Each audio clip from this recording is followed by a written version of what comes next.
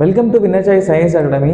இன்னைக்கு நம்ம என்ன விஷயம் பார்க்க போகிறோம் அப்படின்னா, குரூப் 4ல் கேட்ட ஒரு முக்கியமான கொஸ்டின் தான் பார்க்க போகிறோம். ஸோ இது வந்துட்டு ஹிஸ்ட்ரி ரிலேட்டடான கொஸ்டின், ரொம்பவே முக்கியமான கொஸ்டின். சரிங்களா? ஹக்கிவ் ஐ ஷர்ப் ஆர் ஹசில் ஐ ஷர்ப் மீன்ஸ், அதாவது ஹக்கிவ் ஐ ஷர்ப் அல்லது ஹசிசி ஷர்ப் என்பதன் பொருள் என்ன அப்படின்னு கேட்டிருக்காங்க. சாய்ஸ்ல வந்து land tax, irrigation tax, commercial tax, toll tax. So எல்லாமே வரின்னு இருக்கு. கண்டிப்பாக இது ஒரு வரி தான். இது வந்துட்டு ஒரு டேக்ஸ் தான், இதில் எந்த டவுட்டும் இல்லை. இதோட ஆன்சர் என்ன அப்படின்னு பார்த்தோம்னா, இரிகேஷன் டேக்ஸ். இரிகேஷன் டேக்ஸ் அதாவது பாசன வரி அப்படின்னு சொல்லலாம், இல்லை நீர் பாசன வரின்னு சொல்லலாம். சரி, யாருடைய காலத்துல இந்த வரி அறிமுகப்படுத்தினாங்க அப்படின்னு கேட்டா, டெல்லி சுல்தானியர்கள்.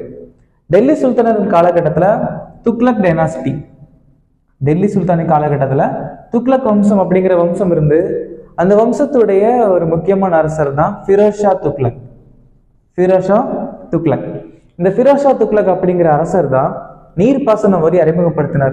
ஆக்சுவலாக அவர் என்ன பண்ணார் அப்படின்னு கேட்டால், நிறைய கால்வாய்கள் பயன்படுத்தினார், நிறைய பாசனம் அறிமுகப்படுத்தினார், இந்த கால்வாய்கள் அறிமுகப்படுத்தினார்.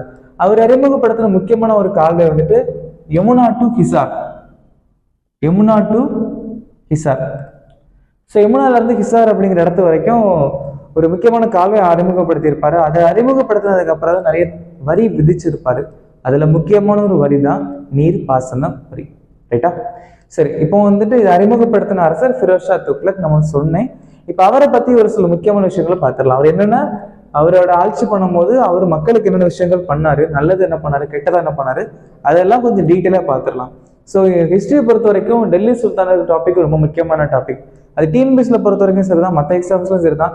கண்டிப்பா அதுல இருந்து நிறைய கொஸ்டின்ஸ் எதிர்பார்க்கலாம். சரியா? ஸோ ஃபர்ஸ்ட் வந்துட்டு ஃபிரோஸ் ஷா துக்ளக் பத்தி பார்க்கலாம். அவர் என்ன பண்ணார் அப்படின்னா, ஹெரிடிட்டி அப்பாயின்மெண்ட், அதாவது இவரு ஃபிரோஸ் ஷா துக்ளக் ஆட்சி பண்ண முன்னாடி வரைக்கும், அதுக்கு முன்னாடி ஆட்சி பண்ண அரசர்கள் என்ன பண்ணிருப்பாங்கன்னா, பொதுவாக ஒரு பதவியில ஒரு அப்பா இருக்காரு, ஆட்சி பண்றாரு அப்படின்னா அதுக்கு அடுத்த வரக்கூடியது அவரோட பையன் இல்லை அப்படிதான் சொன்னாங்க.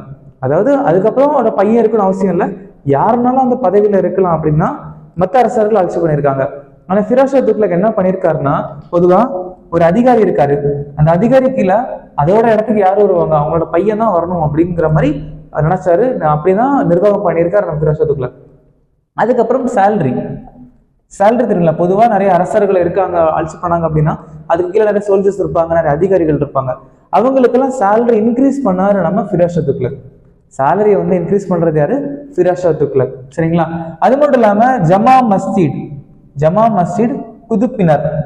ஜமா மஸ்ஜித் அப்புறம் புதுப்பினர் ரெண்டுமே வந்துட்டு ஒரு முக்கியமான மானுமெண்ட் தான், ரெண்டுமே முக்கியமான கட்டிடங்கள் தான். ரெண்டையும் சுத்தம் பண்ணியிருக்காரு, ரெண்டையும் ரிஸ்டோர் பண்ணியிருக்காரு நம்ம ஃபிரோஸ் ஷா துக்ளக்.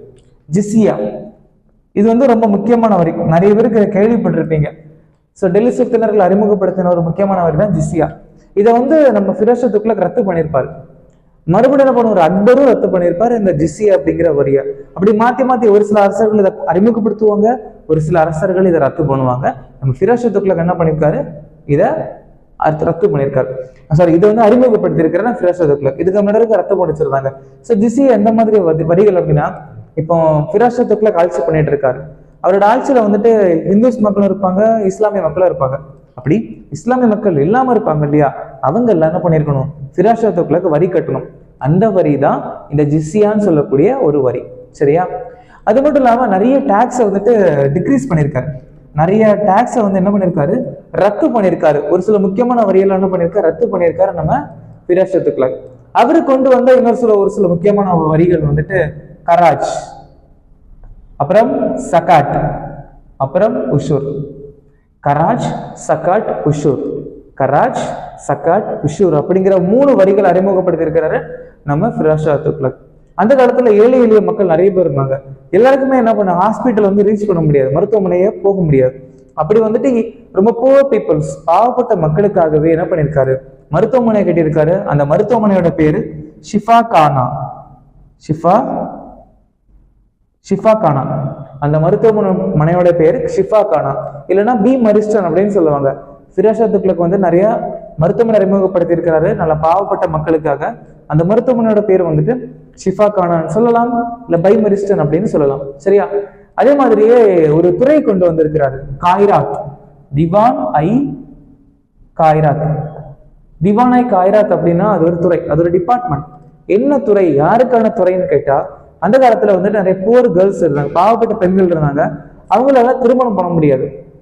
ஸோ என்ன பண்ணாரு, எல்லா பாவப்பட்ட பெண்களுக்கும் சீக்கிரம் திருமணம் நடக்கணும் அப்படின்னு அதுக்காக வேண்டி ஒரு துறையை கொண்டு வருவாரு. அதுதான் திவானை காயிராத்ன்னு சொல்லக்கூடிய ஒரு முக்கியமான துறை. சரியா? 2 நாணயங்கள் அறிமுகப்படுத்தி இருக்கிறாரு, 2 காயின்ஸ் அறிமுகப்படுத்திருக்காரு, ஆதுகா அண்ட் பிச். ஆதுகா அண்ட் பிச்ன்னு சொல்லக்கூடிய 2 நாணயங்கள் அறிமுகப்படுத்தியிருக்கிறார் நம்ம ஃபிரோஸ் ஷா துக்ளக். ஸோ இப்படி நிறைய நல்ல விஷயங்கள் பண்ணியிருக்காரு இல்லையா, முக்கியமான நிறைய நல்ல விஷயங்கள் பண்ணியிருக்கிற மக்களுக்காக. இதுக்கெல்லாம் முக்கியமான காரணம் யாருன்னு கேட்டா கான் ஐ ஜகான். கான் ஐ ஜகான். கான் ஐ ஜகான் யாருன்னு கேட்டா ஃபிரோஸ் ஷா துக்ளக் இருக்காரு இல்லையா, அவருடைய ஒரு அமைச்சர் அப்படின்னு சொல்லலாம். ஸோ ஃபிரோஸ் ஷா துக்ளக் நிறைய நல்ல விஷயங்கள் பண்ணியிருக்காரு. அதுக்கெல்லாம் முக்கியமான காரணம் வந்து கான் ஐ ஜகான் கொடுத்த ஒரு ஐடியா தான். எப்படி நம்ம சந்திரகுப்த மௌரியாக்கு சாணக்கிய அப்படிங்கிற ஒருத்தர் இருந்தாரோ அதே மாதிரி தான் ஃபிரோஸ் ஷா துக்ளக்கும் கான் ஐ ஜகான் அப்படிங்கிற ஒருத்தர் இருந்தாரு. இவரோட அறிவுரையால தான் ரிக்வெஸ்ட், இவர் எல்லாமே இவரோட பிரெயின் சைல்டு தான். ஸோ கான் ஐ ஜகான் மக்பல் கொடுத்த ஒரு அறிவுரையில படிதான் ஃபிரோஸ் ஷா துக்ளக் நிறைய நல்ல விஷயங்கள் நாட்டுக்கு பண்ணியிருக்காரு. ஓகேங்களா? தேங்க்யூ.